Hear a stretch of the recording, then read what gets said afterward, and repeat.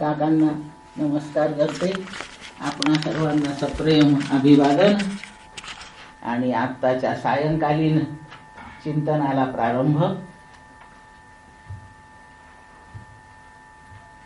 ब्रह्मानंद हे प्रकरण सध्या सुरू आहे.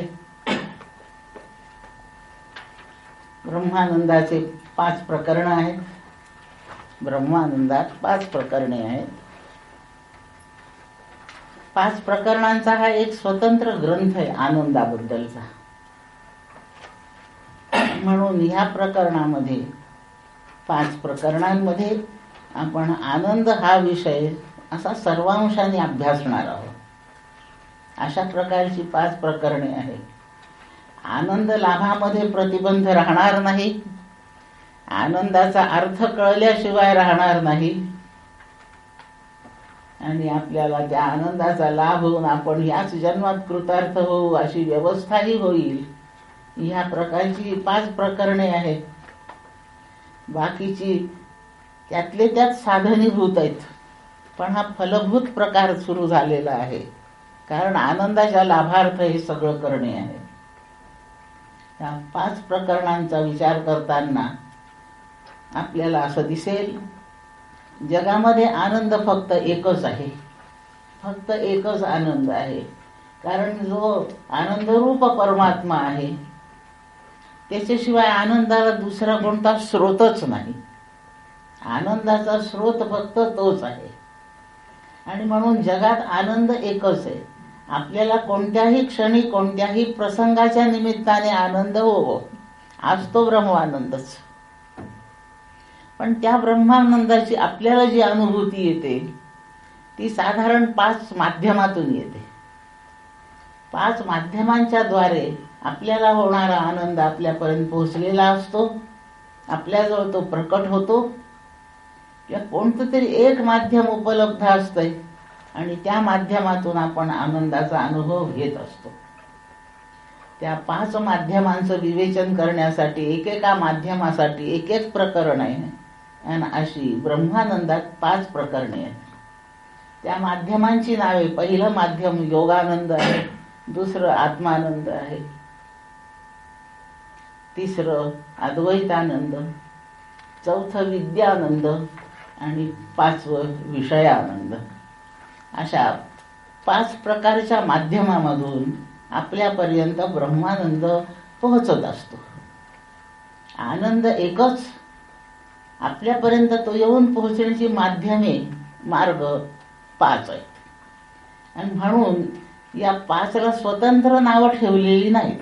नुसतं योगानंद म्हटलेलं नाही. ब्रह्मानंदे योगानंद, नुसतं विद्यानंद नव्हे, ब्रह्मानंदे विद्यानंद वगैरे. म्हणजे ब्रह्मानंद ह्या आनंद प्रकरणामध्ये तो आनंद लाभ व्हावा यासाठी आत्ता जो मार्ग आहे तो विद्या मार्ग आहे. आणि म्हणून त्या मार्गाने तो मिळतोय म्हणून आम्ही त्याला विद्यानंद असं नाव ठेवतो आहोत. असं ग्रंथकर्त्याचा मानस आहे असं लक्षात घेऊ आपण. आणि 5 माध्यमांचा विचार इथे क्रमाने होतोय. आत्मानंदाचा विचार सकाळच्या वेळी झालेला आहे. ते क्रमांक 2चं प्रकरण आहे. या 5 प्रकरणांसाठी हा स्वतंत्र ग्रंथकर्ते मानतात. आणि एकदा शास्त्रीय ग्रंथ स्वतंत्र रूपाने कोणता आहे असं ठरवलं म्हणजे त्या ग्रंथाचे बाकीचे सगळे पैलू पाहावे लागतात. आणि त्या पैलूमध्ये पहिल्यांदा त्याचा अधिकारी पाहावा लागतो, दुसऱ्यांदा विषय पाहावा लागतो, तिसऱ्यांदा प्रयोजन पाहावं लागतं, चौथ्यांदा संबंध पाहावे लागतात. इतक्या पैलू तपासल्याखेरीज ग्रंथ शास्त्रीय ठरत नाही. याला शास्त्रीय ग्रंथ म्हटलं आहे.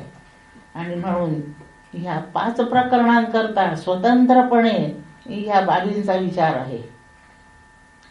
ग्रंथातला पहिलाच श्लोक त्या वर्णाचा आहे.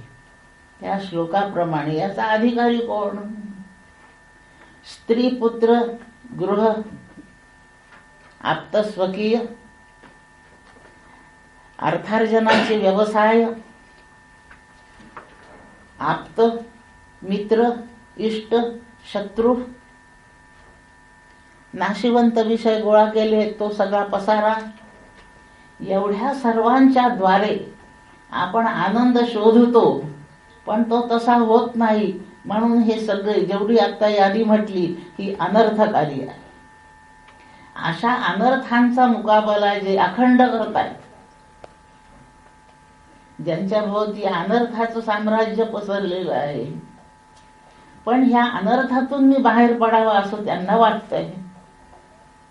आणि अनर्थातून बाहेर पडण्यासाठी ह्या अनर्थांचा आश्रय न करता ते दुसरा एखादा अधिक शास्त्रोक्त आधार शोधत आहेत. आणि मला त्याचा लाभ व्हावा, मला ते कळावं अशी ज्यांनी जिज्ञासा धारण केली, अनर्थाने पीडित आहे, अनर्थातून सुटावं वाटतं आहे, त्यासाठी या अनर्थ पसाऱ्यामध्ये साधन मला उपलब्ध नाही, याच्या बाहेर ते कुठेतरी आहे, ते साधन मला प्राप्त व्हावं आणि तेणे करून मी अनर्थातून बाहेर पडावं, ते मला कळावं अशी ज्याची जिज्ञासा आहे, तो ब्रह्मानंदाचा अधिकारी होऊ इच्छितो, होतो. याप्रमाणे अधिकारी आहे. ह्या ब्रह्मानंद प्रकरणांचा अभ्यास झाल्यानंतर तो अनर्थातून मुक्त होतो. अनर्थ फक्त ह्या भूलोकी मृत्यूलोकी आहेत असं नव्हे, ते स्वर्गात पण आहेत. स्वर्गात कोणते अनर्थ? तिथे स्पर्धा आहेत. इंद्राला अखंड धाक आहे, माझी खुर्ची कोणी घेईल का म्हणून. म्हणजे तो अनर्थाने ग्रस्तच आहे. दिव्य असतील भोग, पण ते भोग नेहमी अनर्थकारी आहे. ते तिथे स्वर्गातही आहे, तसेच आहेत. म्हणून इह आणि अमूत्र अशा दोन्ही ठिकाणच्या अनर्थातून सुटका होईल आणि ब्रह्मानंदाचा तो प्राप्त करून अखंड भोग घेईल, ब्रह्मानंद रूप होईल, असं प्रयोजन किंवा फल या अभ्यासाने प्राप्त होईल. अधिकारी प्रयोजन. विषय काय आहे? ब्रह्मानंद हाच विषय आहे. जगामध्ये वस्तू एकच असल्यामुळे विषयही असं जास्त असू शकत नाही.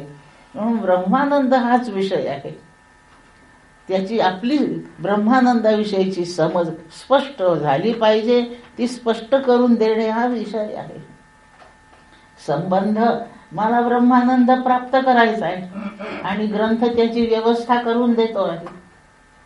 ग्रंथ मला ते शिकवील, मी ते शिकेन.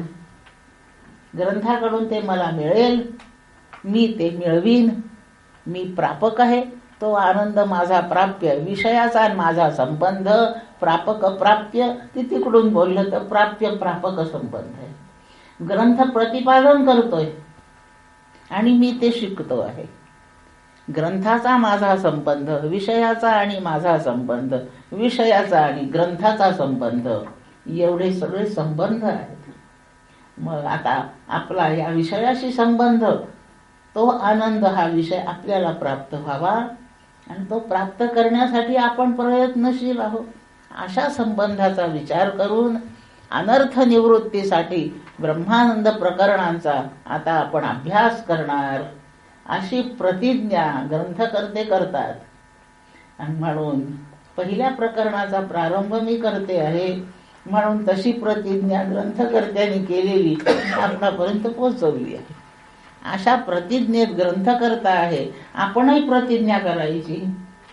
ब्रह्मानंदाचं आता आम्ही विवेचन करतो अशी त्यांनी प्रतिज्ञा केली आहे. आणि ब्रह्मानंदाविषयीचं विवेचन श्रवण करून मी त्याचा अभ्यास करतो अशी आपण प्रतिज्ञा करायची.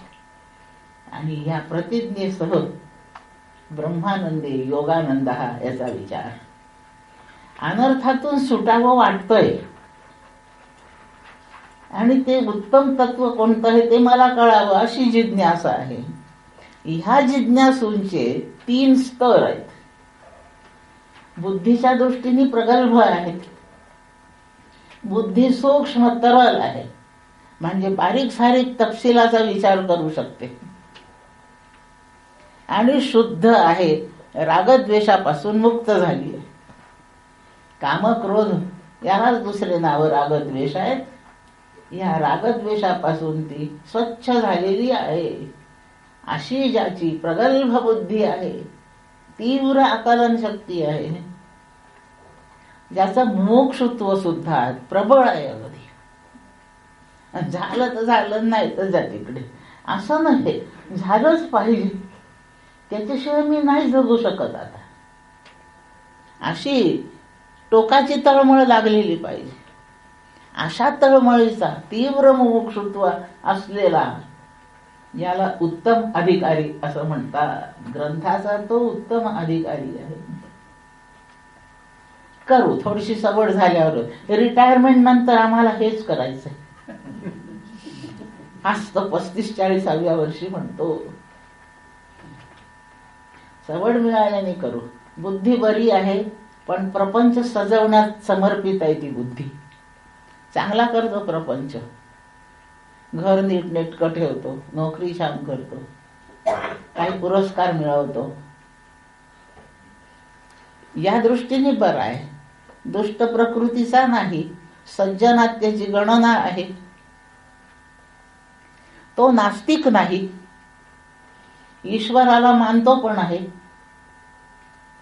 पण त्याच्यासाठी त्याला तळमळ नाही की तो मला भेटलाच पाहिजे, असं नाही. त्याचं भेटला पाहिजे वाटतं.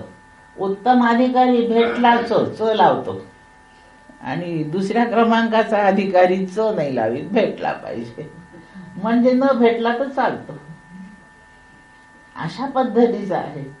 बुद्धीचं प्रागल्भ्य थोडं कमी पडतं, आकलन शक्ती जरा कमी आहे. एकदा वाचून एकदा सांगून उमजत नाही. याचं कारण चित्ताची शुद्धी पुरेशी झालेली नाही. म्हणून अजून रागद्वेष, विषयांचं, प्रपंचाचं प्रेम अजून चित्तात बरंच आहे.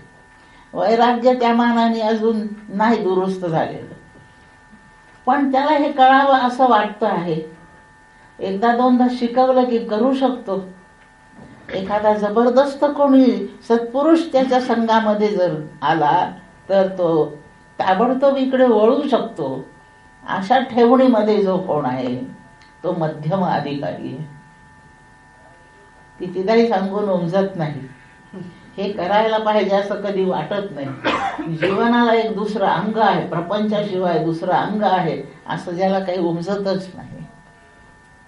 खाण्यापिण्या पलीकडे ज्याची बुद्धी काम करीत नाही.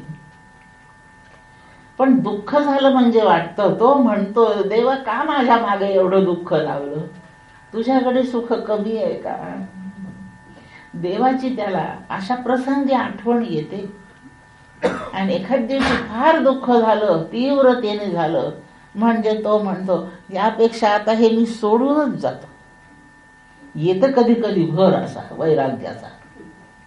या प्रकारचा तो तिसऱ्या क्रमांकावरचा मंद अधिकारी.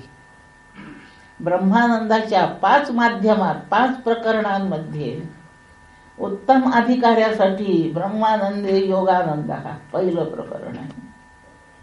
ब्रह्मानंदे आत्मानंद हे प्रकरण मध्यम अधिकाऱ्यासाठी आहे. आणि मध्यम अधिकाऱ्यापासून ब्रह्मानंदाचा अभ्यास कसा करायचा हा विषय सकाळच्या प्रवचनात आपण श्रवण केला आहे. आता उत्तम अधिकाऱ्याविषयीचं जे विवेचन आहे त्याचा विचार प्रस्तुत प्रवचनात आपण करतो आहोत. योग शब्दाचा अर्थ युज धातू, जोडणे, अर्थ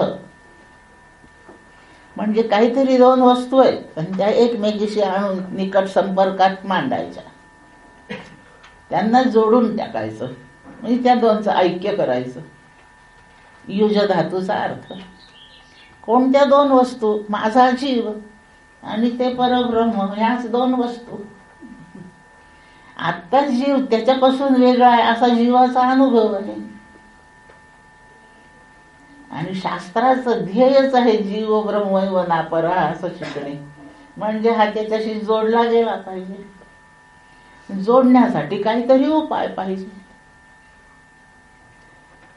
जोडण्यासाठी जो उपाय, त्या उपायाला योग असे म्हणतात. युज धातूपासून योग शब्द.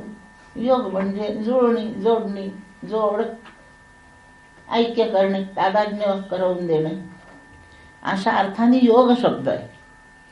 आणि म्हणून परमात्म्याशी आपला योग जुळेल, आपलं परमात्म्याशी ऐक्य होईल, अशा प्रत्येक उपायाला योग असं नाव आहे. असं भक्तीच्या द्वारे होतं म्हणून भक्ती योग आहे, ज्ञानाच्या द्वारे होतं म्हणून ज्ञानयोग आहे, कर्माच्या माध्यमाने असं होऊ शकतं म्हणून कर्मयोग आहे. चित्तवृत्ती निरोध रूप जो राजयोग आहे त्याच्याद्वारे होतं म्हणून तोही योगच आहे. ज्या ज्या उपायाने आपण देवाशी जाऊन त्याच्या ऐक्यात पोहोचू, त्याची प्राप्ती आपल्याला होईल, त्या प्रत्येक उपायाला योग म्हणतात. देवाशी वैर करणे हा सुद्धा योगच आहे. वैराच्या साह्याने सुद्धा देवाशी जोडलं जातं. कंस देवाला कधी प्रेमाने पाहिलं नाही. रावण वैरच, आयुष्यभर यांनी देवांशी वैर केलं, पण ते वैर इतकं उत्तम टोकाचं केलं त्यांनी. वैर तरी तसं करावं, आणि अशा वैरामुळे सुद्धा त्यांना राम प्रसन्न झाले, कृष्ण प्रसन्न झाले. आणि म्हणून रामाने रावणाला मारले हे वाक्य चुकतं. रामाने रावणाचा उद्धार केला हे वाक्य सत्य आहे. म्हणून जेवढे दैत्य देवांनी मारले, अवतार घेऊन मारले, त्या सगळ्यांना त्यांनी उद्धार केला. उद्धार केला म्हणजे स्वतःशी मिळवून घेतले त्यांनी. म्हणून वैर करण्याला सुद्धा योग म्हणायला काही अडचण नाही. त्याच्याशी जाऊन मिळण्यासाठी उपायांची वाणी नाही, माऊली सांगते, अशी शेकडो उपाय. अशा जोडण्यासाठी भगवानाने अर्जुनाला 18 योग सांगितले. प्रत्येक अध्यायात एक एक योग आहे. त्यातल्या कोणत्याही योगाचा आपण अवलंब म्हणजे कोणताही उपाय आपण जर कार्यवाहीत आणला तर आपण देवाशी ऐक्य पाहून जाऊ. योग ह्या प्रकरणामध्ये ज्या योगाचा आपण अभ्यास करणार आहोत ते प्रकरण राजयोग वाचक आहे. चित्तवृत्ती निरोध रूप योगाचं याच्यामध्ये विवेचन येतं. आणि ज्ञानेश्वर महाराज भले म्हणून योगासारखे सोपे काही आहे काय म्हणून, पण अवघड आहे. चित्तवृत्ती निरोध रूप जो राजयोग तो फार कठीण आहे. आणि म्हणून ग्रंथकर्त्यांच्या, भाष्यकर्त्यांच्या, विचारवंतांच्या मताप्रमाणे हा उत्तम अधिकाऱ्यासाठीच उपाय आहे. तो राजयोग चित्तवृत्ती निरोध रूप योग आहे. त्याचा विचार ह्या प्रकरणामध्ये आपण योगानंद या प्रकारे करू. त्या योगाचा अवलंब केला तर ब्रह्माशी आपलं ऐक्य होतं, जीवाचं ब्रह्माशी ऐक्य होतं. आणि ब्रह्माशी ऐक्य झाल्यानंतर अनुभव फक्त एकच येतो, तो आनंदाचा. आनंद ब्रह्मस्वरूपाशिवाय वेगळा नाही, म्हणून अनुभव ब्रह्मानंदाचा येतो. ऐक्य ब्रह्मानंदाशीच होतं. आणि म्हणून ह्या राजयोगाच्या द्वारे ब्रह्मानंदाचा जेव्हा अनुभव होईल तेव्हा आपण त्या माध्यमाचं, उपायाचं नाव त्या आनंदाला देऊ. तो ब्रह्मानंद आहे, पण आमचा मार्ग योग आहे ना, म्हणून आम्हाला लाभलेल्या आता ह्या आनंदाला योगानंद म्हणू. नुसतं योगानंद म्हटलं आणि तो ब्रह्मानंदाचाच विषय आहे असं जर नाही अभ्यासलं, असं जर नाही कळलं तर तो योगानंद आपल्याला प्रपंचात ठेवतो. आणि म्हणून तो योगानंद ब्रह्मानंदाचं स्वरूप आहे असं भान ठेवून अभ्यास करायचा आहे. म्हणून ब्रह्मानंदे योगानंद असं पूर्ण नाव म्हणायला कधी कंटाळू नये. ब्रह्मानंदे योगानंद हा विचार करतायत. प्रकरणाच्या प्रस्तावना झाली, फक्त प्रस्तावनेनंतर पुढचा भाग पाहतो आहे. जीव आनंद रूप आहे. आनंदाध्येव खल्विमानी भूतानी जायन्ते, आनंदेन जातानी जीवंती, आनंदम प्रयन्ति अभिसंविशन्ति, असं ही श्रुती घोष करून सांगते. हे आनंदातून जन्मतात. यांची स्थिती आनंदानेच आहे, आनंदात आहे. आणि लयानंद हे आनंदरूपच होणार आहे. सत्प्रतिष्ठा यांची प्रतिष्ठा म्हणजे ह्या स्थूल आकृतींच्या विनाशानंतर हे सगळे प्रतिष्ठित होतील ब्रह्मामध्येच. तिथे त्यांची स्थापना होणार. आणि म्हणून उत्पत्ती स्थिती लय यांचा ब्रह्मानंदात आहे. उत्पत्ती स्थिती लय ज्याच्यात असतो ते त्याचं रूप असतं. पुन्हा आपण एकदा घट घेऊन येऊ इथे. उत्पत्ती मातीत, स्थिती मातीमध्ये, लय मातीमध्ये, म्हणून घट माती आहे, संपलं का. आपण आनंदातून जन्मलो, आनंदात वस्तीला आहोत, आनंदातच संपून जाऊन पडणार आहोत, म्हणून आपण आनंद रूप आहोत. श्रुती पुराव्याप्रमाणे, श्रुतीच्या आधाराप्रमाणे, श्रुतीने घोष केल्याप्रमाणे आपण आनंदरूप आहोत. व्हायचं काहीच नाही. मग आहे म्हटल्यानंतर व्हायचं काय आहे? कुठं जाणवतंय का? आपण ब्रह्मानंद रूप असून आपल्याला जाणीव नाही. म्हणजे फक्त कोणत्या तरी प्रतिबंधामध्ये ती जाणीव अडकून पडलेली आहे, एवढंच काय ते. गाडी अमरावतीहून निघाली आणि मुंबईत काही अजून पोहोचली नाही. जितके वाजता पोहोचायची तितके वाजून गेले. पुष्कळ उशीर झालाय, पोहोचली नाही. निघाली आहे ती, पुष्कळ इगतपुरीपर्यंत आली आहे, अजून मुंबईत येत नाही. तिथे कुठेतरी प्रतिबंध आहे.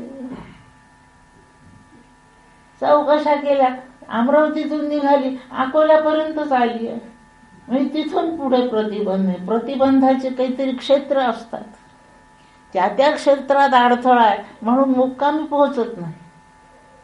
आपण ब्रह्मानंदातून निघालो आणि पोहोचायचं ब्रह्मानंदामध्ये, अजून पोहोचल्याचा अनुभव येत नाही. म्हणजे मध्यंतरी अडकली गाडी कुठेतरी. काहीतरी प्रतिबंध आहे. प्रतिबंधेनं युज्यते, प्रतिबंधाने ग्रस्त आहे आपलं काहीतरी काम. आणि म्हणून ह्या योगाच्या द्वारे आपण प्रतिबंध दूर करणार. बाकी काय करणार? आनंद निर्मितीचं कामच नाही, तो निर्मित आहे. आपण आनंद रूप आहे, ते व्हायचं काही करायचं नाही राहिलं. आनंद रूप आपण आहो एवढं ओळखायचं राहिलेलं आहे. ह्या ओळखीमधली एवढी अडचण आहे, एवढी दूर करायची, त्याच्यासाठी आपण राजयोगाचा अवलंब करणार आहे. बाकी काहीच नाही. आहे ना, सोपं आहे ना प्रकरण. प्रकरण अगदी सोपं. इतकं थोडंसंच करायचंय. आपण ब्रह्मानंद स्वरूपच आहोत, त्यातूनच आलो आहोत. आणि काही माझ्यासारखं एखादं येरागा बाळाच्या तोंडचं वचन नाही, हे श्रुती वचन आहे. आनंदातून आलो, आनंदात पोहोचायचं. म्हणजे उत्पत्ती स्थिती लयापर्यंत अनुभव फक्त ब्रह्मानंदाचाच पाहिजे, पण तो येत नाहीये. म्हणून अनुभव घेणारी आपल्या जवळची यंत्रणा बिघडली आहे. नाही तर आनंद प्रकट होण्यामध्ये दुसरीकडून कुठून तरी अडचण आहे. मग सगळे जितके योग आहेत, 18च्या 18 गीतेचे योग, भक्ती कर्म ज्ञान, हे कोणते योग? राजयोग. हे सगळे योग आपल्या आनंदाच्या प्रकटीकरणामध्ये असलेले प्रतिबंध दूर करण्याचे उपाय आहेत. एवढं स्पष्ट लक्षात ठेवावं. प्रतिबंध दूर करायचे आहेत, बाकी काही करायचं नाही. पेन लिहिता लिहिता उन्हाळ्यामध्ये असं फार वेळा होतं. थोडा वेळ आपण थांबतो, ते पेन उघडी असते, त्याच्या टोकाला ती शाई वाळते आणि लिहिता लिहिताच अक्षर उमटेन असं होतं. शाई बाहेर येण्यामध्ये काहीतरी प्रतिबंध आहे, बाकी काय. शाई भरलेलीच आहे. पेन माझ्या हातात आहे, मला लिहिता येत आहे. ज्यावर लिहायचं तो कागद आहे, उजेड आहे. फक्त अक्षर उमटायला ती शाई बाहेर तेवढी येत नाही. टोकाशी वाळून त्याचा काही खडा झाला, त्याच्यामुळे ते द्वार बंद झालं. मग आता पुन्हा जेव्हा मला ती पेनने लिहायचं आहे, तेव्हा मला काय, त्यात शाई भरण्यापासून सुरुवात नाही करायची. ती थोडीशी पाण्यात बुडवा ना, खाली कुरतडा, काहीतरी करा. टोकाशी वाळलेली शाई बाजूला सारा की झाला फ्लो सुरू पुन्हा. असं सोपं आहे ते. असं ब्रह्मानंदाच्या प्रकटीकरणामध्ये असं कुठे काहीतरी जमलंय आणि त्यांनी मार्ग अवरुद्ध झाला आहे. तेवढा मोकळा करणे उपाय आहे. त्याचं नाव योगानंद आहे. त्या योगानंदाचा विचार करू. प्रपंच करणाऱ्यांना साधारणपणे त्यांचा अभ्यास जर केला तर असं दिसतं, वृत्ती अखंड बहिर्मुख राहतात सतत विषयाशी. माणूस बाजारात जायला निघाला की घरचे संसार करणारे जबाबदार लोक सांगतात, येताना बटाटे आणा बरं का, भाजी आणा. येताना त्यांना निरोप देऊन या, त्यांना भेटून या, ते बँकेचे पैसे भरून या, ते पासबुक घेऊन या. आणि असं आहे ते की नाही, ते पोस्टात पण जाऊन या. एवढी मोठी यादी. मग तो बाहेर जाणारा माणूस त्याने ठरवलंय की आज एकादशी तर विठोबाला जाऊन येतो. ज्याने ठरवलं आज विठोबाला जाऊन येतो, यादी किती मोठी मिळाली त्याला. आणि मग ह्या सगळ्यामध्ये पोटोबा पाहता पाहता विठोबा पुढच्या एकादशीपर्यंत पोस्टपोन झाला. असं होतं. म्हणजे वृत्ती बटाट्याकडे जाते, कोथिंबिरीकडे जाते, पोस्टात जाते, बँकेत जाते. अशी वृत्ती सतत बहिर्मुख राहते. बरं, इतकं तो करून आला, त्याला वाटतं आता माझं खूप तिथे स्वागत होईल, इतकं छान काम करून मी आलो. हे बटाटे इतके कशाला आणले, त्याचं अभिनंदन तर दूरच राहिलं, त्याचं किती चुकलं. मग परत करून येऊ का, आता दुसरा आब नका घालू. तो म्हणे आधी अक्कल नव्हती का तुला. वृत्ती अखंड बहिर्मुख. मी एक साधं उदाहरण बोलले आहे, पण अशी प्रत्येक कटकट आहे. वृत्ती अखंड बहिर्मुख आहे. आणि या बहिर्मुख वृत्ती, आता हा माणूस ज्यांनी बटाटे आणले, इतके कशाला आणले असं बोलणं खाल्लं त्यांनी, त्याला त्या दिवशी स्वप्न पडतं. एकादशीच्या दिवशी स्वप्नात सुद्धा विठोबा येत नाही, आणि त्याला बटाट्याची रासच दिसते. अशी जागृती स्वप्नामध्ये बहिर्मुख वृत्ती. एक उदाहरण आहे हे, आपलं हे अनुभव आहेत. कोणत्या तरी विषयावर अशी ती जाऊन बसणारी वृत्ती. सगळे विषय आत्म्यापेक्षा भिन्न आहेत म्हणून त्याला बाहेरचे पदार्थ म्हटलं बहिर्मुख वृत्ती. ही बहिर्मुख वृत्ती असेपर्यंत ती आत्माकार होऊ नाही शकत. हो, बहिर्मुख म्हणजे नाशिवंत पदार्थावर, अनात्म्यावर जाते. आत्म्यावर येते म्हणजे अंतर्मुख होते. आत्मा आत आहे तर विषय बाहेर आहे असं बिलकुल काही नाही. असं खोलीत आपण आत बसलोय आणि झाडं बाहेर आहे असं आत बाहेर नाही आहे त्याचा अर्थ. आत्मा आत्ता अप्रकट आहे म्हणून तो आत आहे. आतल्या वस्तू दिसत नसतात, असा आत्मा दिसत नाही म्हणून तो आत आहे.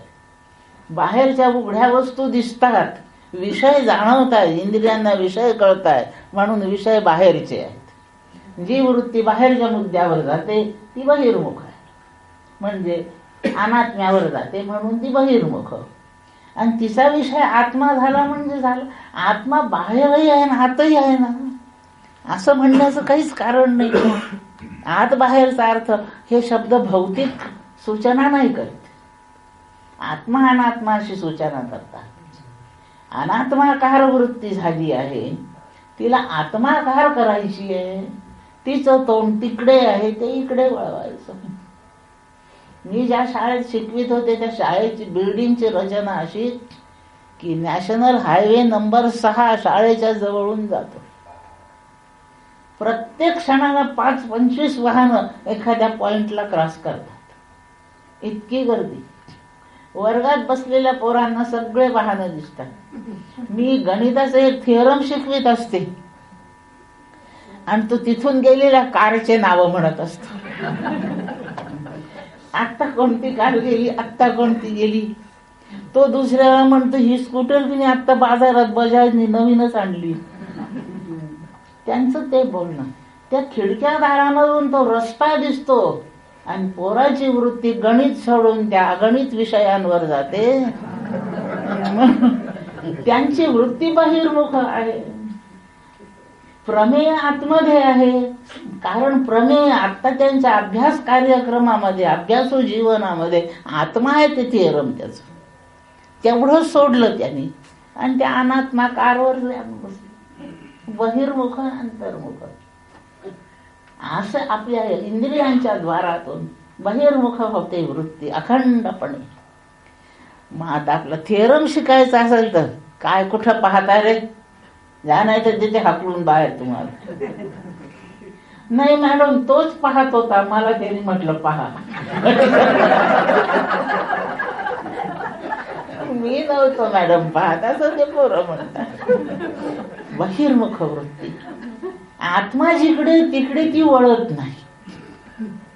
आत्मा जिकडे आहे तिकडे ती वळत नाही, तिकडे पाठ करते. आणि जिकडे अनात्मा आहे तिकडे ती तोंड करून बसते. एकाने मोठं छान याच रूपक केलेलं आहे. बुद्धीमध्ये आत्म्याचं प्रतिबिंब आहे. म्हणजे आत्म्याने स्वतःच सगळं तेज बुद्धीला प्रदान केलं. आत्म्याला बुद्धी फार प्रिय आहे म्हणून त्यांनी त्याचं तेज वैभव, प्रकाश वैभव त्या बुद्धीला प्रदान केला. इतका तो आत्मा बुद्धीवर प्रेम करतो. आपण आपलं सर्वस्व प्रिय व्यक्तीलाच देतो आणि आत्म्याने स्वतःचं तेज वैभव सगळं तिला प्रदान केलं. इतकं तो आत्मा बुद्धीवर प्रेम करतो. मग आता ह्या बुद्धीने काय करायचं? तो माझ्यावर प्रेम करतो, मी त्याच्याकडे पाहायलाही नको का? पाहिलं पाहिजे ना. बुद्धी त्याच्याकडे पाहत नाही हो आणि ती अनात्म्याकडे पाहते. यांनी मला एवढं तेज दिलं असं काही दिलं, काही धन्यवादाचे उद्गार नाही, त्याच्याकडे पाहणं नाही. बर तो माझ्यावर इतकं प्रेम करतो तर मी थोडस त्याच्यावर करावं असं तिला वाटत नाही आणि सारखी बाहेर अनात्म्याकडे पाहते. जी स्वतःच्या पतीकडे पाहत नाही दुसऱ्याकडे पाहते तिला व्यभिचारिणी म्हणतात. हा शब्द भगवद्गीतेतला आहे, भक्तिरव व्यभिचारिणी. जो आपल्याला सर्वस्व वैभव समर्पित करतोय त्याच्यावर प्रेम करणे हा धर्म आहे. हा धर्म ज्यांनी त्यागला त्यांनी व्यभिचार केला आणि ज्यांनी व्यभिचार केला त्याला शास्त्रामध्ये काही स्थान नाही. शास्त्रामध्ये स्थान नाही याचा अर्थ तो सुखाचा भागीदार होऊ शकत नाही. म्हणून बुद्धीचं पहिलं कर्तव्य आहे, ज्याने आपल्याला सर्वस्व दिलं त्याच्यावर आपण प्रेम करावं. म्हणून बुद्धीने नेहमी आत्मसन्मुख व्हावं, याला म्हणतात बुद्धिवृत्तीने अंतर्मुख व्हावं. आणि तेवढं सोडून जर ती विषयाकडे पाहत बसत असेल तर भक्ती ती व्यभिचारी होते, बुद्धी व्यभिचारी होते. व्यभिचारी झाली बुद्धी म्हणजे आत्म्यावर अनात्म्यावर प्रेम करणारी झाली की मनुष्य फजित पावतो. याच्या पलीकडे त्याला काही दुसरं मिळत नाही. अशी आपली दशा आहे. ह्या संपूर्ण योगानंदातलं हे अत्यंत मार्मिक असं मुद्द्याचा भाग आहे. याच्यापेक्षा इथं दुसरं काही शिकायचं नाही. हा राजयोग सांगणं चाललाय आणि चित्तवृत्तीच्या निरोध रूप आहे. इंद्रियांना आवरावं, या मनाला बुद्धीला आवरावं, याला आत्मसन्मुख करावं, अंतर्मुख करावं. आणि अंतर्मुख करण्यासाठी विषयाची प्रीती कमी करावी, वैराग्य धारण करावं. अनात्मा विनाशी आहे, तो विनाशी मला एक दिवस रडवील असं ठरवावं. आत्मा अविनाशी आहे म्हणून याच्या प्रेमावर मध्ये जर मी पडलो तर मला रडण्याची वेळ येणार नाही. खरं प्रेम आनंदाचा विषय हो, पण कोणावर प्रेम केलं की रडायचीच वेळ येते. सगळ्या निष्कर्षाने आपण अनात्म्यावर प्रेम केलं. प्रेम करणारे मला तरी वाटतं बहुतेक सारे रडतातच. की कसं तरी हे विपरीत आहे सगळं. प्रेम करतो तो कसा आनंदाने प्रफुल्लितच पाहिजे अखंड.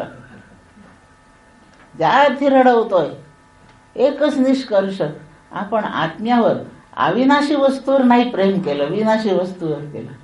विनाशी वस्तू विनाशाला चालली, जशी जशी विकार पावते तसं तसं प्रेम आपल्याला अधिकाधिक दुःखदायी होत चालतं. बाजारातून एक साडी आणली, खूप महागाची आणली, कारण आता महाबळेश्वरला यायचं पाहिजे जरा चांगली, आणली ती चांगली. महाबळेश्वरात पाऊसच सुरू झाला, तो चिखल उडला, लागलं वाईट वाटायला. मला इतका आनंद होता की ह्या साडीने मी आता प्रवचनाच्या हॉलमध्ये गेली की लोकांचं प्रवचनाकडे लक्षच राहणार नाही.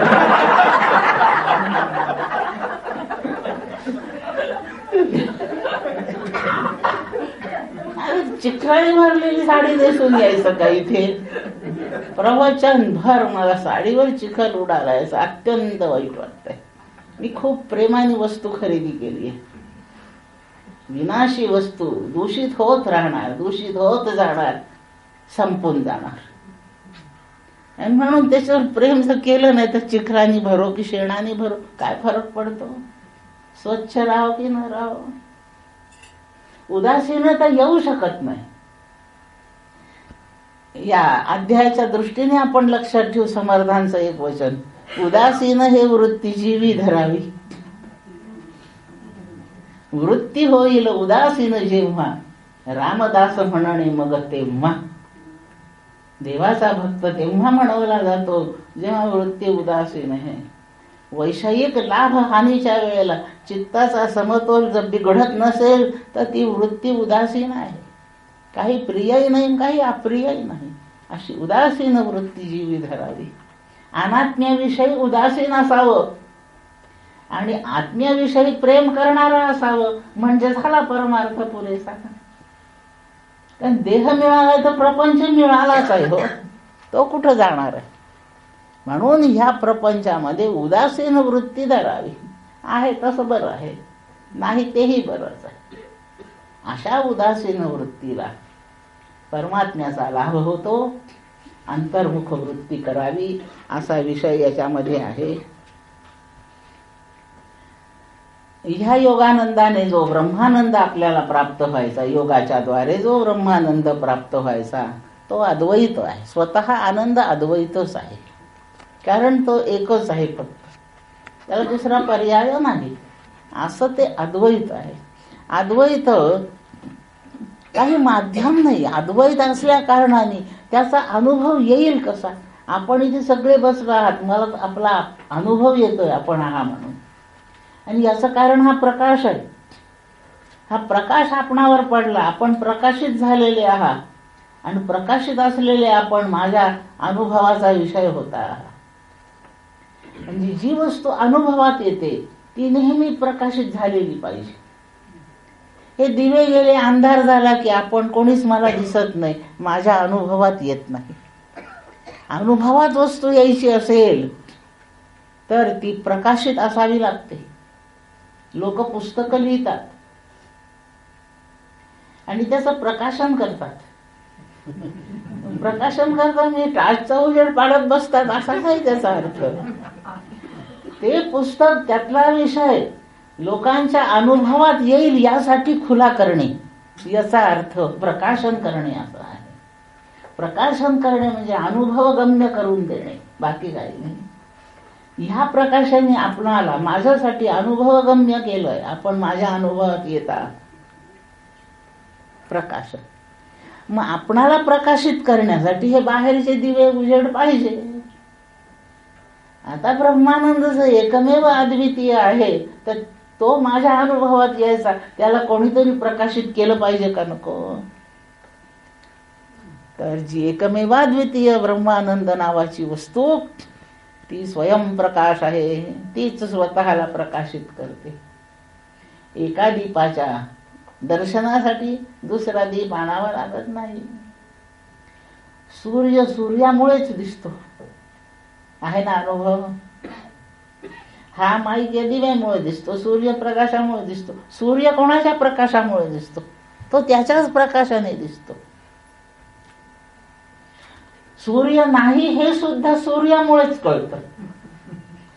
तो स्वयंप्रकाशित आहे. ज्याला दुसऱ्या कोणाच्या साह्याशिवाय अनुभवात प्रकट होता येतो तो स्वयंप्रकाश असतो. याप्रमाणे ब्रह्मानंदाला प्रकाशन करण्याची गरज नाही. अद्वैत हे त्याचं स्वरूप आहे. जे आत्म्याचं वा ब्रह्माचं स्वरूप आहे तेच परमात्म्याचं स्वरूप आहे.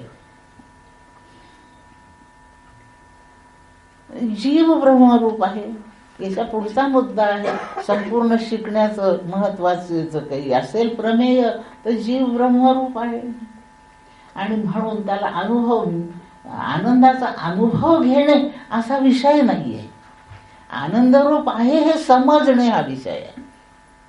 जेव्हा जेव्हा अनुभव घेतो तेव्हा द्वैत असतं.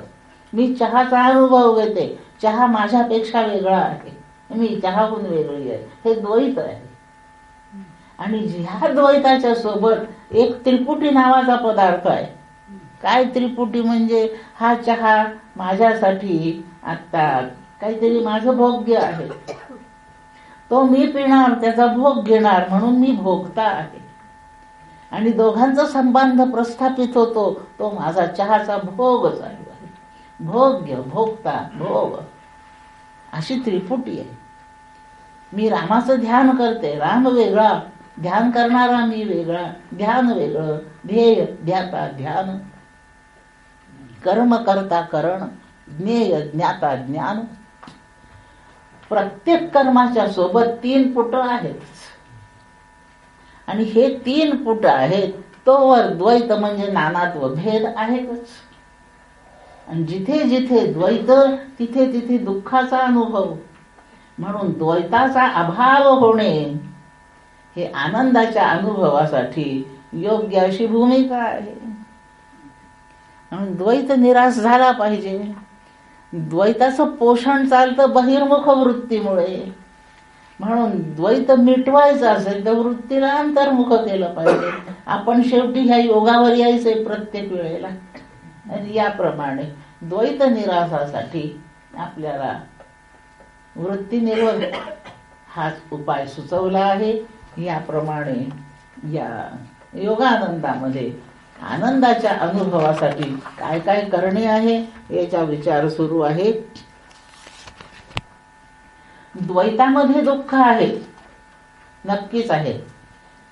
दृष्टांत ग्रंथातच दिलेला आहे.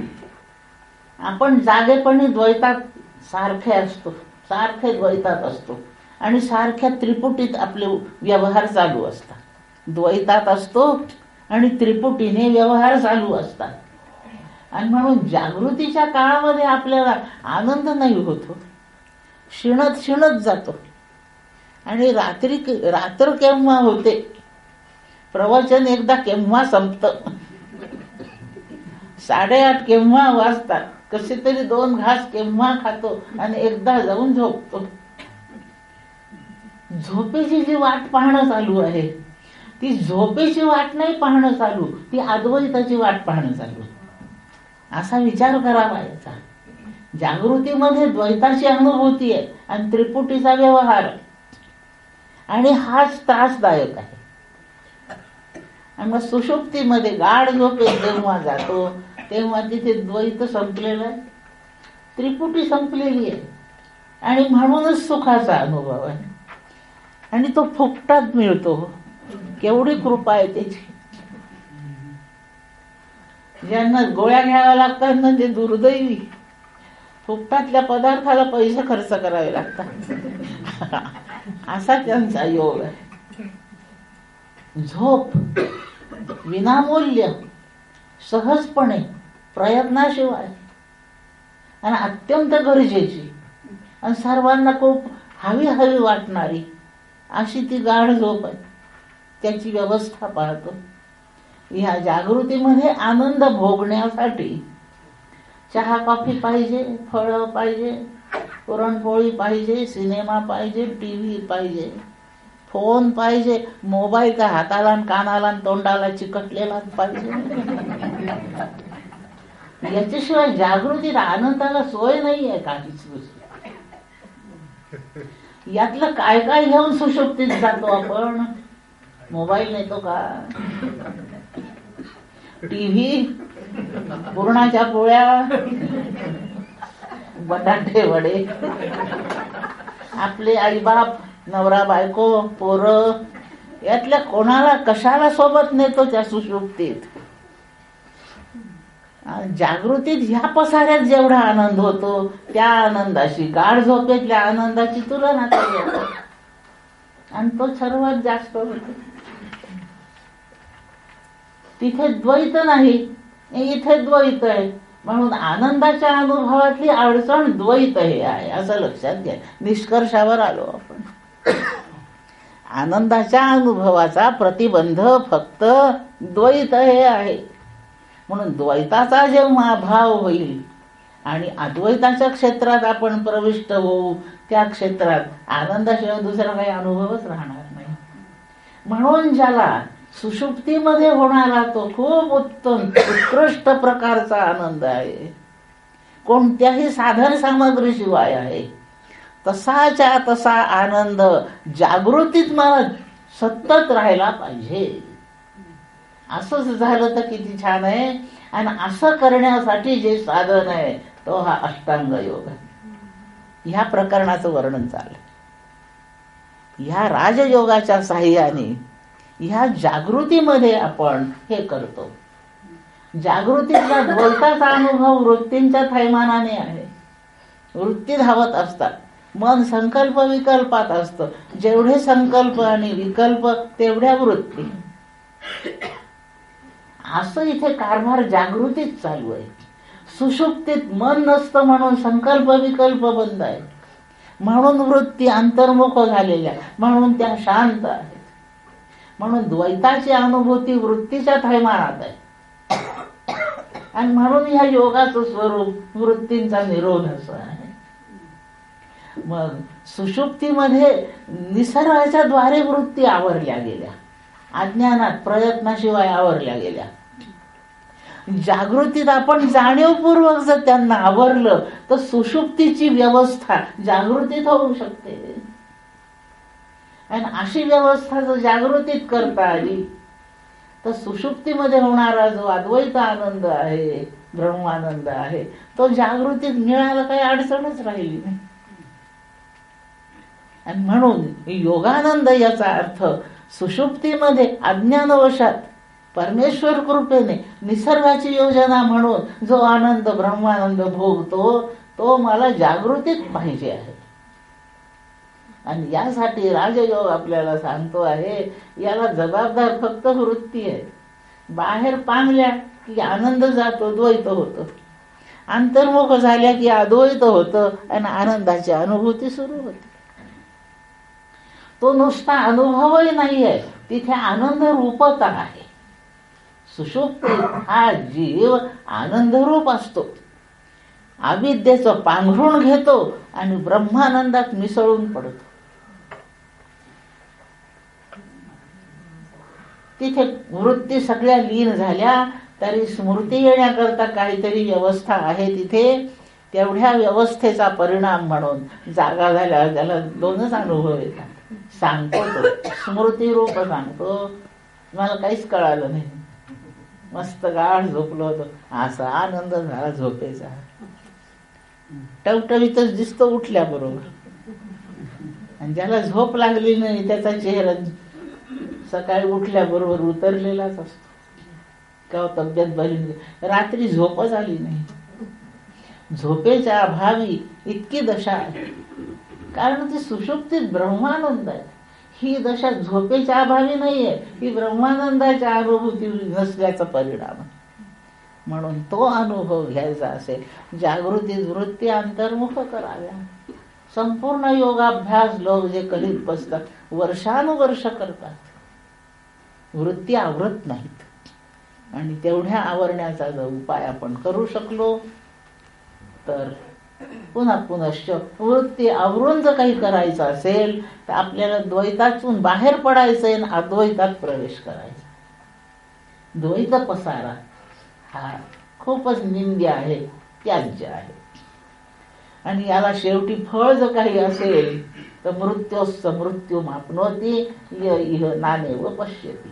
या द्वैताला सत्य मानून जो या ठिकाणी व्यवहार करतो आहे तो एकदा मरेल, जन्मेल, पुन्हा मरेल, पुन्हा जन्मेल. पुनरपि जननम पुनरपि मरणम एवढंच फळ त्याला मिळतं.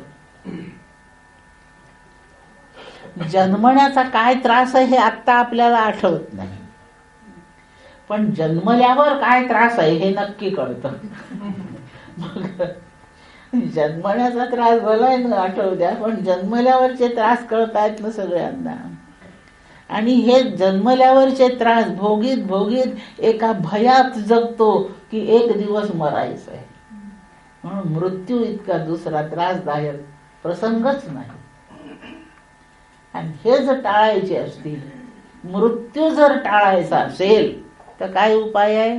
अमृत्यायचं काय उपाय आहे मृत्यू टाळण्यासाठी? मृत्यू टाळण्याचा एकमेव उपाय आहे जन्म टाळणे. हा बस म्हणजे मृत्यू टळतो. एक दिवस डॉक्टर काकांना कोणीतरी प्रश्न विचारलाय. त्या माणसाचं डोकं दुखत होतं खूप दिवस, 8-15 दिवस झाले सतत डोकं दुखत होतं. पुष्कळ गोळ्या बिळ्या घेतल्या, याला विचार त्याला विचार, काही पुष्कळ मलम चोळले, बरं नाही वाटलं. आला काकांच्याकडे. काका माझं डोकं खूप दुखतं. का दुखतं हो माझं डोकं? आणि काकाने एका झटक्यात उत्तर दिलं, तुला डोकं आहे म्हणून. आपल्याला त्रास का म्हणून आहेत हे विचार आहे प्रश्न कोणी कोणाला, त्याचं उत्तर देह आहे म्हणून. बस त्रास काय आहे? देह आहे म्हणून. देह काय आहे? जन्मलोय म्हणून.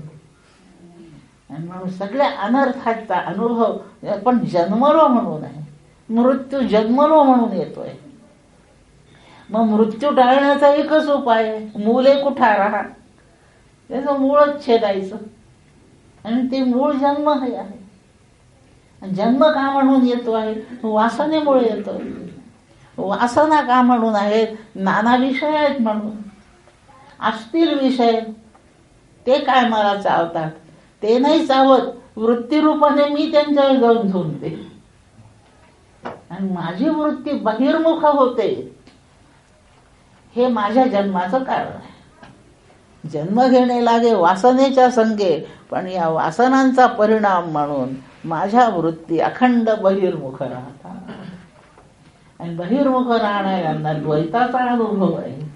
द्वैताच्या क्षेत्रात असल्याचा परिणाम म्हणून सुखाची अनुभूती नाही. सुषुप्तीचा दृष्टांत नीट लक्षात ठेवला की अद्वैत सुखाची व्यवस्था आहे आणि द्वैत ही सुखाच्या हानीची व्यवस्था आहे, असं लक्षात घ्यायला काही फार अवघड नाहीये. याप्रमाणे विचार या ठिकाणी मांडला आहे. सुषुप्तीच्या दृष्टांताने आपण नीट हे लक्षात ठेवू. सुषुप्तीमध्ये अज्ञान आणि सुख एकत्रच असतात. सुखाचा अज्ञानाशी काही विरोध नाहीये. उलट त्या अज्ञानाचा अनुभव ह्या सुखामुळेच येतो. प्रकाशन तो त्याचा करतो. सुख, ब्रह्मानंद हे सगळे स्वयंप्रकाशी पदार्थ आहेत आणि म्हणून ते दुसऱ्याचं प्रकाशन करतात. अज्ञानाचा अनुभव त्या सुखामुळेच येत असतो. कोणी असं म्हणे सगळ्या वृत्ती सुषुप्तीत संपल्या, तर जागा झाल्यावर त्याची आठवण कोणाला होते? कशाच्या द्वारे होते? तर त्या ठिकाणी एखाद्या सूक्ष्म काहीतरी ज्ञानतंतूची व्यवस्था असणार असं अनुमान आहे. आणि त्याच्या साह्याने जाग झाल्यावर स्मृती होत असते असं गृहीत धरायला काही अडचण नाही. ब्रह्मानंदाची ओळख आपल्याला परोक्ष पातळीवरून शास्त्र वाचनाने किंवा शास्त्र विषयाच्या श्रवणाने होऊ शकते. परोक्ष पातळीवर हे ज्ञान होतं. आपल्या वृत्ती आवरा. परोक्ष पातळीवर कळलं ब्रह्मानंद असा श्रेष्ठ आहे, कळलं. द्वैताचा अर्थ शब्दांनी कळाला, अद्वैताचा अर्थ शब्दांनी कळाला. हे शब्द पातळीवर कळून त्याचं रूपांतर अनुभूतीत होतं असं नाही. त्यांनी पांडित्य येऊ शकतं. पांडित्य येणे वेगळी गोष्ट आहे आणि त्या तत्वाचा अनुभव येणे ही त्याहून वेगळी गोष्ट आहे. म्हणून पांडित्य येण्याला हे श्रवणाधिक कार्यक्रम पुरेसे आहेत, पण अनुभूती येण्याला प्रतिबंधाचा अभ्यास करावा लागतो. आणि कोणत्या प्रतिबंधामुळे ते अडून पडलेला आहे अनुभव, ह्याचं ठरवून तेवढा प्रतिबंध दूर करावा लागतो. या ज्ञानाचे, अनुभूतीमधले, योगाचे, ध्यानाचे, मोक्षाचे अशा प्रतिबंधांची खूप चिकित्सा केली आहे शास्त्रांनी. कधी प्रतिबंध प्रकरण आपण शिकू तेव्हा ध्यानाचे प्रतिबंध, मोक्षाचे प्रतिबंध, ज्ञानाचे प्रतिबंध या सगळ्यांचा सविस्तर अभ्यास करता येईल. इथे एखाद्या प्रकरणात आला विषय तर थोडासा करू. पण हे प्रतिबंध आहेत की जे प्रतिबंध द्वैताचा निराश करण्याला खूप अडचण करतात. पण प्रतिबंधाचं उल्लंघन करणे हा माणसाचा पुरुषार्थ आहे. आणि पुरुषार्थ करण्यात आपल्याला धन्यता वाटते. काहीतरी ॲडव्हेंचर बरं वाटतं की नाही.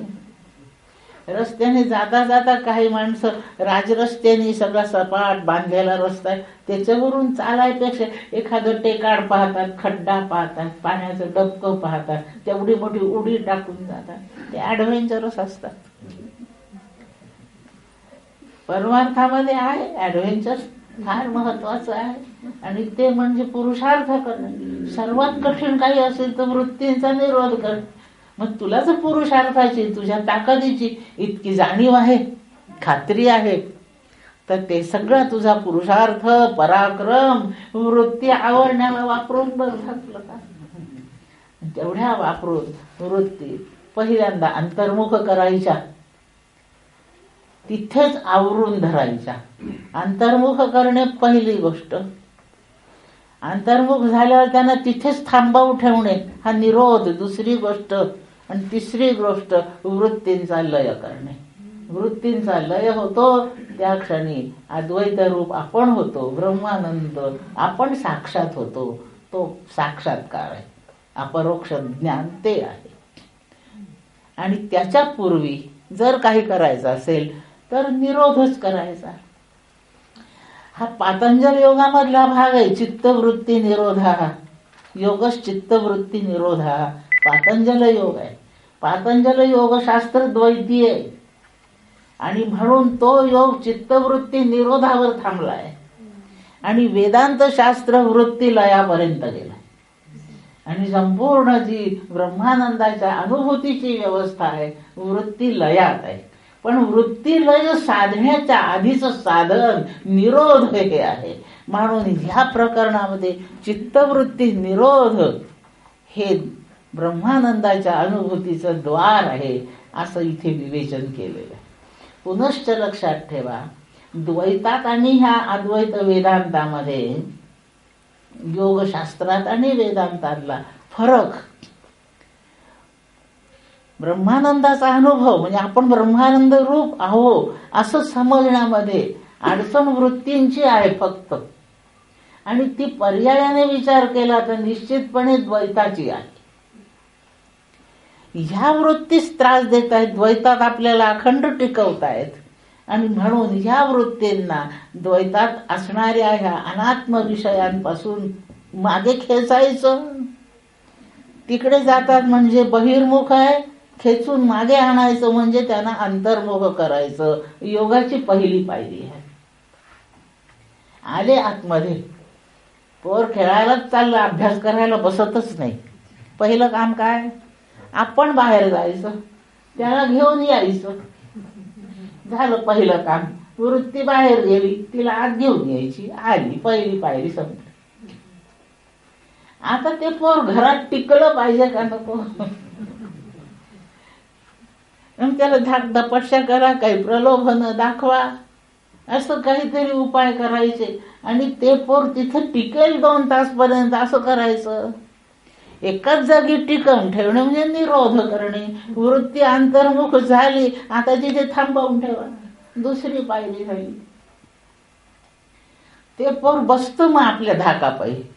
माझ्या धाकाने बसलो ते तिथे, पण अभ्यास नाही करीत नुसतं. त्यांनी इथे बसावं, माझा हेतू तिथे अभ्यास करावा असं आहे ना. ते नाही करीत, नुसतंच बसतं.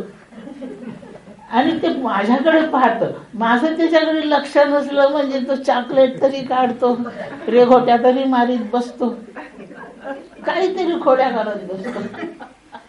निरोध झालाय त्याचा नक्की, कारण ते जागेवरून हालत नाही आता. पण ते तसं थांबून काही उपयोग नाही. त्यांची हालचाल सगळी चांगली पाहिजे, म्हणजे वृत्तींचा लयच झाला पाहिजे. म्हणून नुसत्या निरोधावर परमार्थ पूर्ण होत नाही, अद्वैतात शिरत नाही माणूस. निरोधाने सुद्धा द्वैतातच राहू शकतो.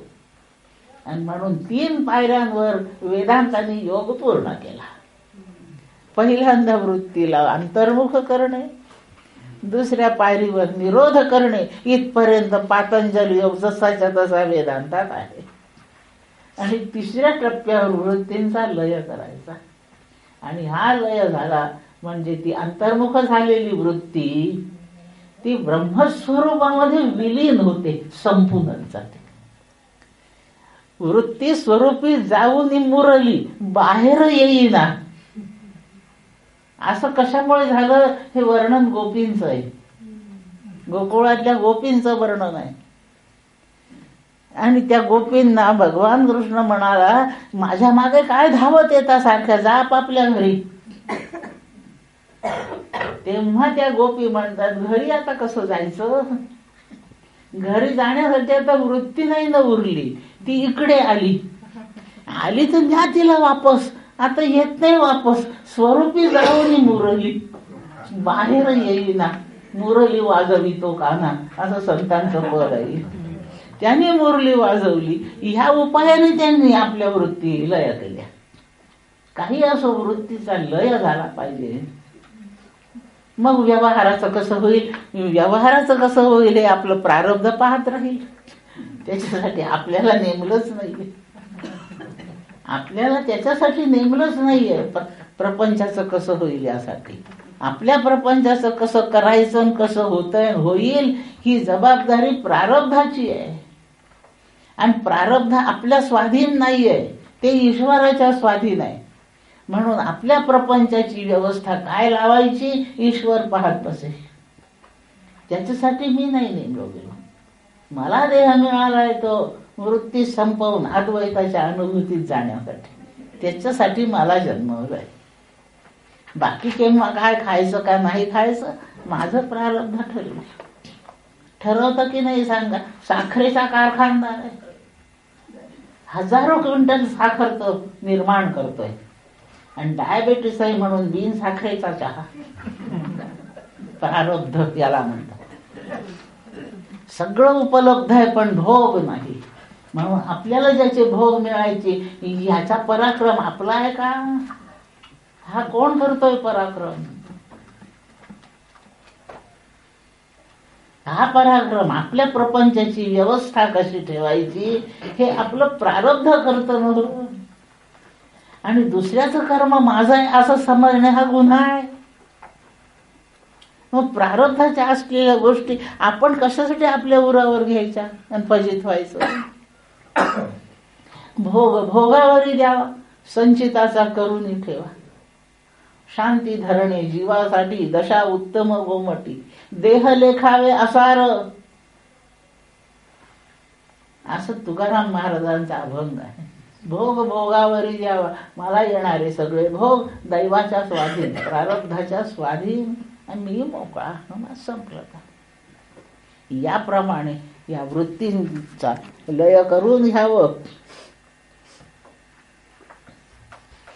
पुनश्च शेवटचा मुद्दा त्यातला, चित्तवृत्तींचा निरोध झाला असताना जो नैसर्गिकरित्या सुषुप्तीत होतो आणि सुखाची अनुभूती हा जीव घेतो, रोज त्यासाठी धडपडतो.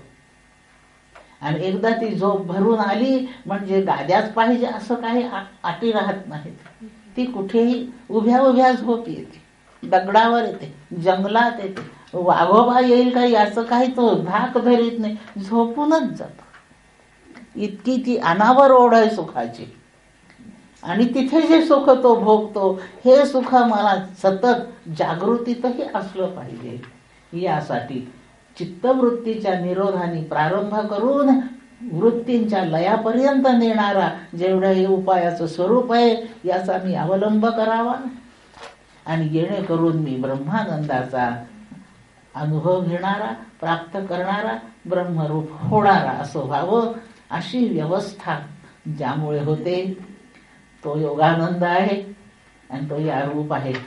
चित्तवृत्तीच्या निरोधाच्या पूर्वतयारीसाठी विवेक करावा, वैराग्य धारण करावं, समाधी षटक संपत्तीने संपन्न व्हावं.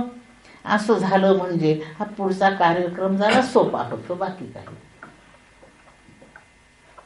शाळेमध्ये शिकावं, ट्युशन पण लावावी आणि घरी पण अभ्यास करावा. असं तिहेरी केलं म्हणजे मग भराभर होतं. ट्युशन लावित नाही आपण, शाळेत नियमित जात नाही आपण, घरी अभ्यास तर करीतच नाही आपण. आता आपलं कसं व्हायचं? म्हणून यातलं कमीत कमी एक तरी करावं म्हणजे निदान 35% वर तर जाऊ आपण. यातले 2 उपाय केले तर आपण 60% वर जाऊ. 3 उपाय केले तर आपण 100% वर जाऊ. आपण असे 3 उपाय करू. सत्पुरुषांचा संग करावा, आपण प्रयत्नाने अभ्यास करावा आणि ईश्वराची उपासना पण करावी. येणेकरून वैराग्य येईल, बहिर्मुखता कमी व्हायला मदत होईल, अंतर्मुखता वाढेल. करता करता ब्रह्मानंदे योगानंद हा आपल्याला प्राप्त झाल्याशिवाय राहणार नाही. इति ब्रह्मानंदे योगानंद. पुढचं थोडंसं प्रकरण घेऊ आपण, आहे अजून थोडा वेळ. ब्रह्मानंदे अद्वैतानंद याचं थोडंसं प्रास्ताविक पहिल्या प्रकरणात झालं आहे. अद्वैत शब्दाचा अर्थ नानात्वाचा अनुभव न येणे, एकत्वाचाच अनुभव असणे, एकाच तत्वाची सिद्धी, एकाच तत्वाचं असणे आणि नानात्व नसणे असं प्रत्यक्ष समजणे, हे अद्वैत आहे. अद्वैताची अनुभूती आपल्याला असतेच, नेहमीच असते. खूप वेळेला आपल्या ह्या प्रापंचिक जीवनामध्ये भोवती खूप गर्दी असते आपल्या, आणि तरी आपण एका विचाराच्या धारेत जाऊन पडलो ना की आपण एकटेच असतो. दुसऱ्या कोणाचं भान ज्या क्षणी विसरतं त्यावेळेला आपण अगदी एकाकी असतो. पसारा भोवती खूप आहे, गर्दी माणसांची खूप आहे, आणि तरीही विचाराची एक अशी काही ठेवण येऊन जाते जीवनामध्ये की त्यावेळेला आपण एवढ्या पसाऱ्यात एकाकीच असतो. आणि तेवढा क्षण आपल्याला नोंद करत चला, आपण नोंदी करत नाही याच्या, पण तो आपल्या आनंदाचा क्षण असतो. जेव्हा सगळ्यांना विसरून आपण आपले एकाकीच असतो त्या क्षणी सर्वोत्तम आनंद मिळत असतो. आणि म्हणून एकाकी जीवनामध्ये तो भलाई म्हणू एकाकी न रमते, त्याचं सोडून द्या, आपलं पाहू आपण. जेव्हा एकाकी असतो आणि सुखाच्या अनुभूतीसाठी एकटाच लागतो, नक्की सांगते. आता आपण हे पसायदान सामूहिक म्हणू, ठीक आहे, जमतं. आपण आता सामूहिक सगळेजण यात्रेला जाऊ, ठीक आहे, चालतं. आता आपण सामूहिक झोपू, असा काही शब्द प्रयोग, असा काही अनुभव, आता सामूहिक झोपू असं काही नाही हो. सगळेजण मिळून एकदम एकत्रित कुठे झोपू असं होत नाही हो. झोपायचं ते एकट्याने झोपायचं, आणि एकट्याने झोपण्यातच तर आनंद येतो ना. म्हणून आनंदाची व्यवस्था अद्वैत हीच आहे हो. तुम्ही कुणीकडूनही जाऊन बघा. आपण जेवताना म्हणतो सहन भुनकतो, पण जास्त तो एकटाच खात असतो. मला सामूहिक भोजनाची काही कल्पनाच कळत नाही. सामूहिक झोप नाही, सामूहिक भोजन नाही. जे नेमक्या आनंदाचे प्रसंग आहेत ना ते एकट्याचेच असतात. जेवण्याचा आनंद आहे ना पूर्ण ब्रह्म, त्याचा जो आनंद तो ज्याचा त्यांनी एकट्यानेच घ्यायचा. झोपायचं ते एकट्यानेच झोपायचं. आणि खूपही गर्दी, 50 माणसं एकाच हॉलमध्ये झोपवले तरी ज्याचा त्याचा तोच झोपतो.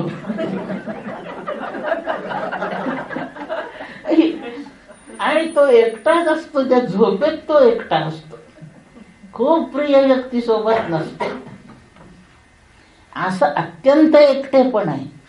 हे अद्वैत आहे. आणि सर्वोत्तम सुखाची व्यवस्था एकटेपणातच आहे. अद्वैतानंद. संपलं का?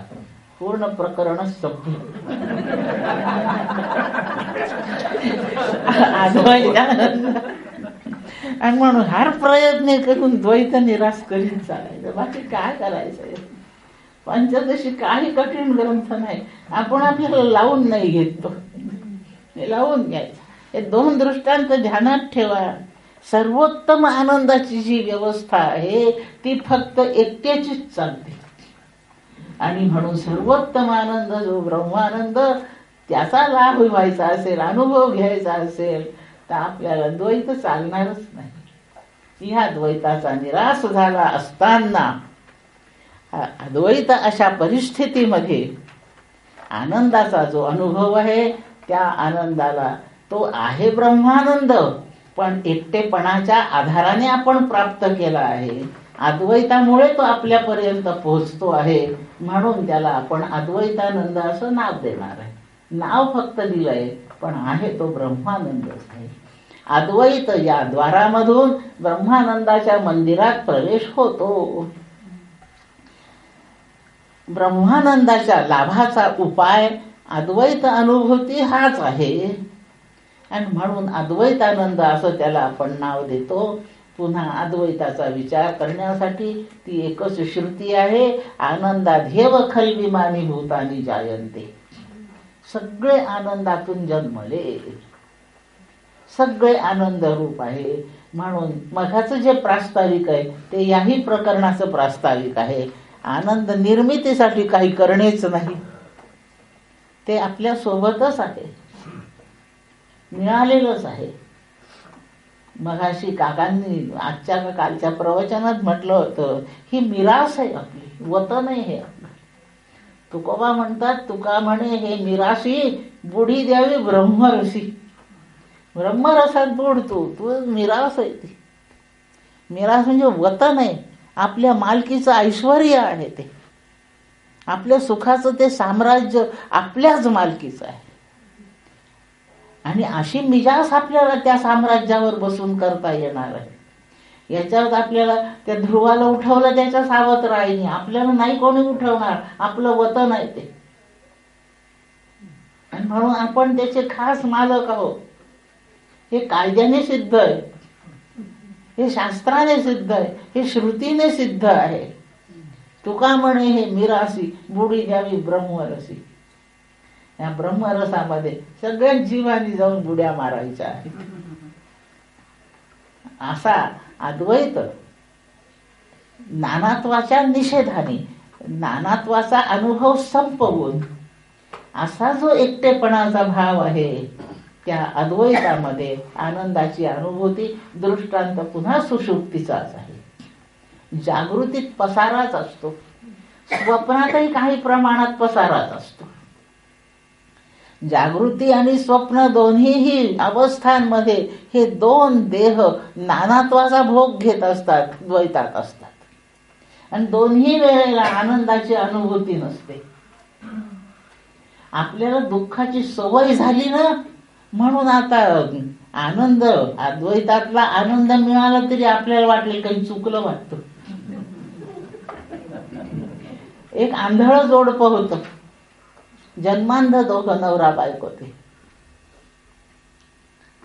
त्यांचा तो आंधळे असताना, आधीपासून आंधळे, विवाह दोघांचा झाला, अंध जोडपं.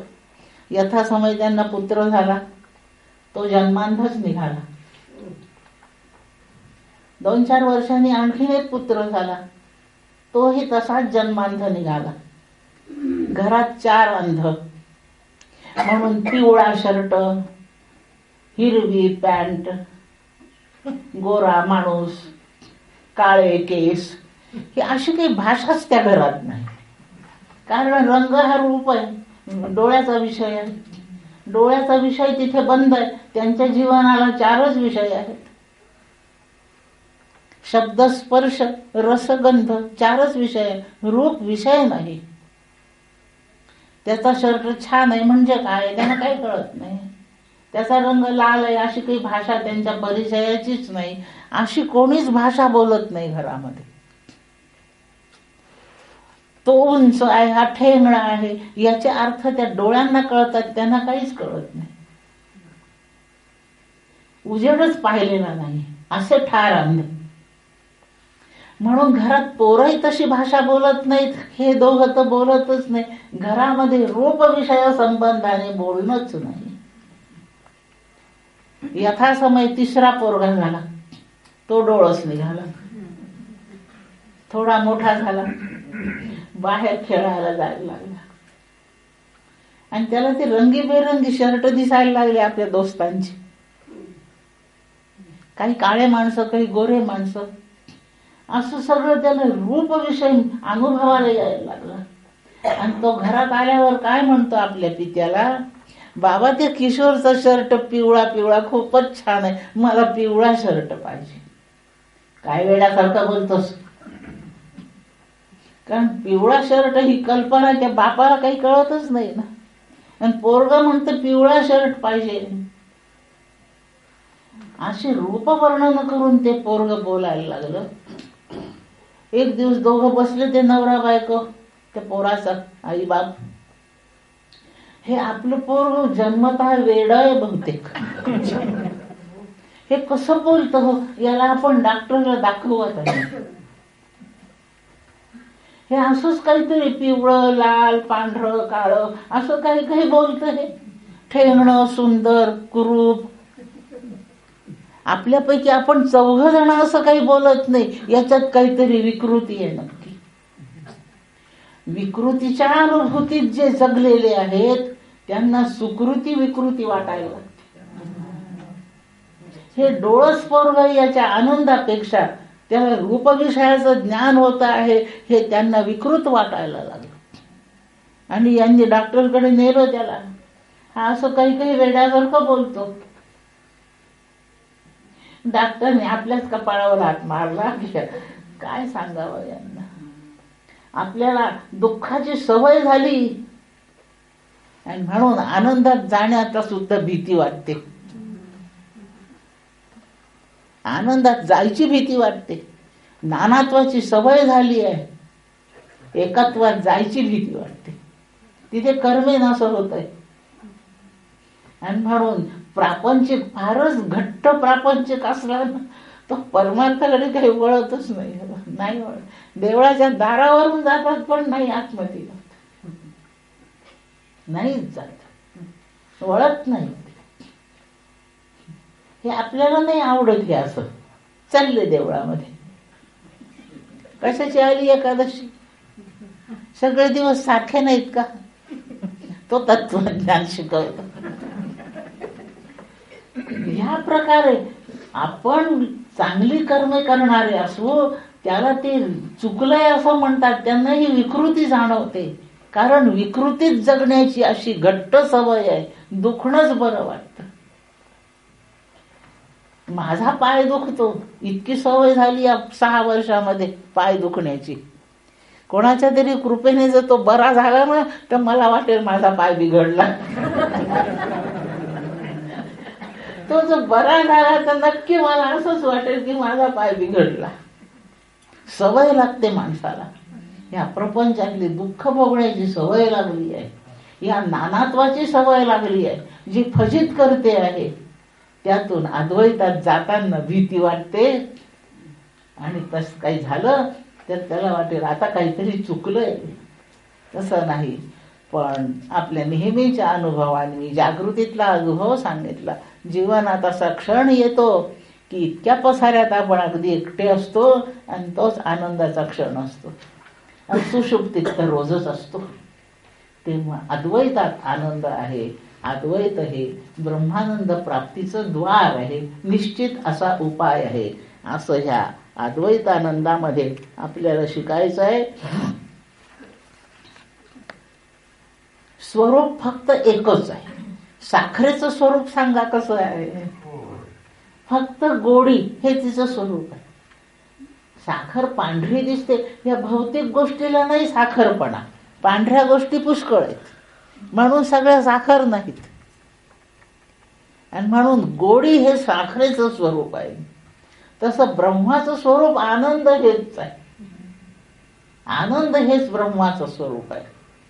आणि म्हणून त्याच्या स्वरूपाला ब्रह्माचं स्वरूप आनंद या अर्थाने ब्रह्मानंद असं नाव आहे. आणि आनंदाचा फक्त तो एकमेव स्रोत आहे, तिथेच आनंदाचा लाभ आहे असं लक्षात घ्यायचं. अद्वैतात आनंद आहे सांगते. दृष्टांत आहे एक. कोणीतरी एक स्त्री रस्त्याने चालली आहे, अंधार पडून गेलेला आहे, एकटी आहे रस्त्यावर सध्या, चालली अशी समोर कुठे. समोरून एक पुरुष येताना दिसला, लागलीच भ्याली. कोण आहे काय माहिती, कोण आहे काय माहिती. आपण पुढे जावं का मागे जावं का, इथेच थांबावं का बाजूला जावं असा विचार करते. भयग्रस्त झाली.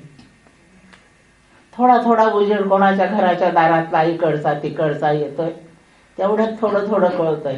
तो पुरुष बराच जवळ आला आणि तिने असं ओळखलं की हा आपला पतीच आहे.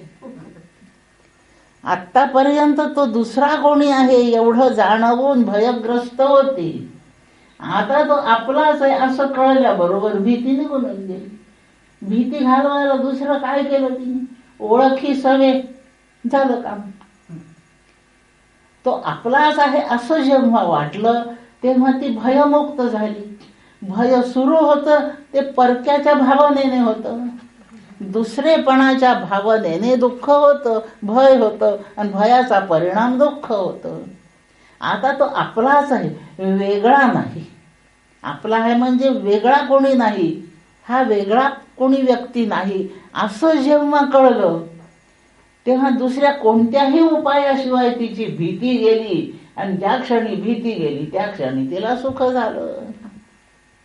वेगळं काहीतरी आहे अशी अनुभूती असेपर्यंत भयच कायम असते असा निष्कर्ष आहे. वेगळेपणाची जाणीव हे भयाचं कारण आहे आणि भय हे दुःखाचं कारण आहे.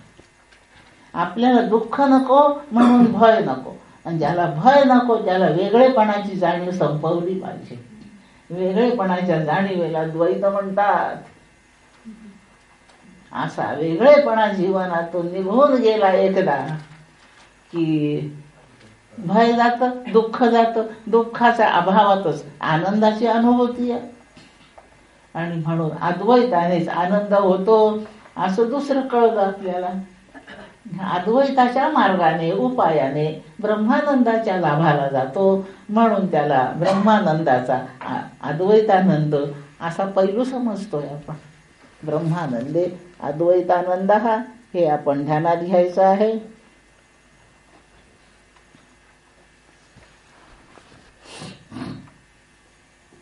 या प्रकरणामध्ये मला एक जणांनी प्रश्न विचारलाय, विवर्त म्हणजे काय. त्याचं उत्तर इथेच आहे आता, पण आपली वेळ झाली आहे. विवर्त असं रात्री बसताय का कोणी शंका समाधानाला? मग तेव्हा विवर्त सांगते म्हणून ह्या प्रकरणातून इथून सोडून देते आणि रात्रीच्या वेळेला 9:30 वाजता सांगते.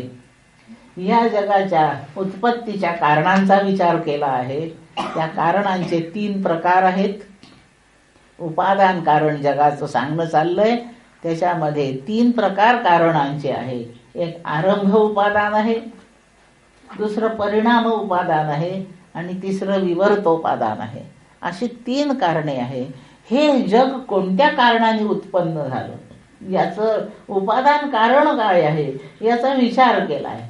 आणि ह्या कारणांचा विचार करून आपल्याला असं जाऊन पोहोचायचं आहे की ब्रह्मवस्तू याचं कारण आहे आणि ब्रह्म एकमेव अद्वितीय आहे. म्हणून याचं कारण हे एकच प्रकारचं आहे, तरी ब्रह्म निर्विकार आहे. यासाठी आपण विवर्ताचा विचार करायचा आहे. एवढं सगळं केलं असताना जगाचं उपादान कारण ब्रह्मवस्तू आहे, जगाच्या स्थितीचं कारण ब्रह्मवस्तू आहे जगाच्या लयाचं कारण ब्रह्मवस्तू आहेत. म्हणून आपल्या संपूर्ण व्यवहारामध्ये अधिष्ठान रूपाने अखंड एकमेवाद्वितीय ब्रह्म आहे आणि हे कळण्यामध्ये संपूर्ण आनंद आहे. ब्रह्मानंदे अद्वैत आनंद हा त्यातल्या कारणाचा विचार करू तेव्हा हे प्रकरण आपलं पूर्णही होईल आणि विचारलेल्या प्रश्नाचं उत्तरही दिलं जाईल. या ठिकाणी थांबूया. पुंडलिक वरदा हरी विठ्ठल, श्री ज्ञानदेव तुकाराम, विठ्ठल विठ्ठल विठ्ठल विठ्ठल विठ्ठल विठ्ठल. जय जय रघुवीर समर्थ. गुरु विष्णू गुरुदेवो महेश्वरा, गुरु साक्षात् परब्रह्म तस्मै